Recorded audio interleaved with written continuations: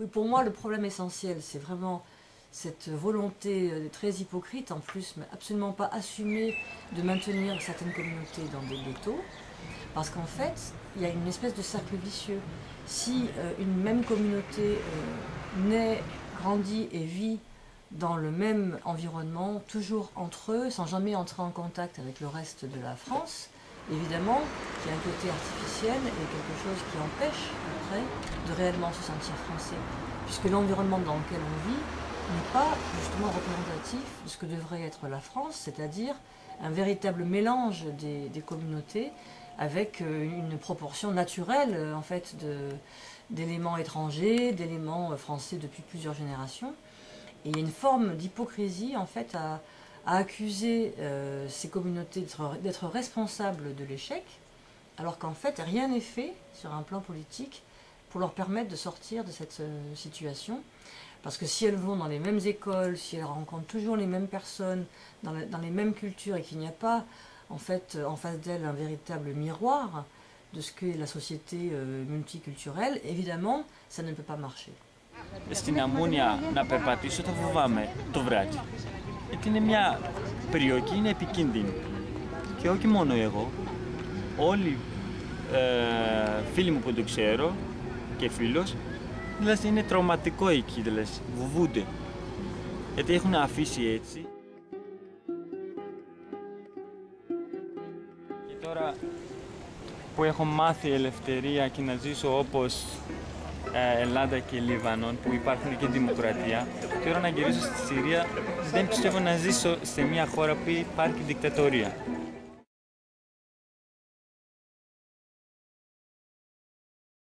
Εξαρτάται μόνο από την πολιτισμικότητα. Για την εξουσία και για τις δομές της εξουσίας, που η πολιτισμικότητα είναι μια ευκαιρία, ήταν για χρόνια μια ευκαιρία να πάρουν κονδύλια από την Ευρωπαϊκή Ένωση, να στήσουν δομές από τα πάνω,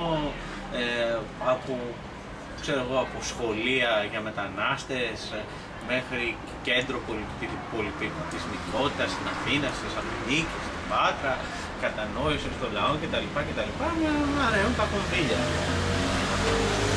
Η πολιτισμικότητα φαντάζομαι τη δυνατότητα μιας κοινωνίας να συνδυούν διαφορετικές γλωσσικές, εθνοτικές ομάδες μέσα στην ίδια κοινωνία. Αυτό για μένα δεν έχει αποτύχει. Έχουν αποτύχει οι πολιτικές. Για μένα συμβαίνει το εξής. Έχει να κάνει με το ότι όταν η Γερμανία έλεγε ότι πρέπει να ενισχύσουμε την πολυπολιτισμικότητα, είχε πολύ μεγάλη ανάγκη για τους μετανάστες. Τώρα βεβαίως και δεν συμβαίνει το ίδιο. Τώρα κόβουν κονδύλια, οπότε... Και το θέμα, αν το αφήσουμε οικονομικούς όρους, υπάρχει κρίση στην Ελλάδα. Ένα σωρό φασιστικές ομάδες ξεπηδούν από εδώ και από εκεί με τις κονσονάρες μάλλον όχι του επίσημου κράτους, του επίσημου παρακράτους και επιτίθενται σε μετανάστες, δημιουργούν τρομακτικές εντάσεις. Με τη συνθήκη Σέγγεν που έχει υπογράψει η ελληνική κυβέρνηση, εκατομμύρια, αν όχι εκατομμύρια, εκατοντάδες χιλιάδες πάυτοχοι άνθρωποι συσσωρεύονται στην Ελλάδα, γιατί ούτως ή άλλως δεν μπορείς να το ανακόψεις αυτό το ρεύμα και να θέλεις, δεν γίνεται. Είναι οικονομικά σύμφωνο. Θυμάμαι κάποια στιγμή είχα διαβάσει για την Ισπανία, είχαν εμποδίσει 3.000 μετανάστες από το Μαρόκο, από τη φύλακα του Μαρόκου, τη Φεούτα να περάσουν και τους είχε στοιχήσει 300 εκατομμύρια ευρώ αυτό το πράγμα. Σε μπάτσους, σε περιπολίες, σε υπέρυφρες ακτίνες, σε περιπολικά, Οπότε όσο υπάρχει πόλεμος στο Αφγανιστάν, όσο υπάρχει πόλεμος στο Κουρδιστάν, κάποιοι άνθρωποι επιδιώκουν αν όχι πολιτικές πρόσφυγες, επιδιώκουν μια καλύτερη τύχη για τη ζωή τους. Και θα προωθούνται προς την Ευρώπη και από εκεί και πέρα προς την Αμερική. Υπογράφοντας αυτή τη ρεμαδοσυνθήκη η Ελλάδα χωρίς κανένα οικονομικό όφελος, παρότι ψιθυρίζεται σε κάτι blogs και από εκεί και από εκεί ότι παίρνουμε λεφτά από αυτή την ιστορία, συσσωρεύονται εκατοντάδες χιλιάδες άνθρωποι και άνθρωποι στην Ελλάδα. Έτσι δημιουργούνται εντάσεις. Από εκεί και πέρα έχουμε και τον κρατικοδίαιτο φασισμό. Όλοι ξέρουμε τι γίνεται στην αστυνομία. Και έτσι για έναν εξωτερικό παρατηρητή θα μπορούσε να δει ότι ναι, η πολυπολιτισμικότητα απέτυχε. Πράγμα το οποίο για μένα δεν ισχύει. Τι προτείνουν για την Ευρώπη, μια Ευρώπη χριστιανών, λευκών, αυτό τέρμα, και όλους τους άλλους μαύρους να τους διώξουμε. Μετά θα απελευθερώσουν τους χοντρούς.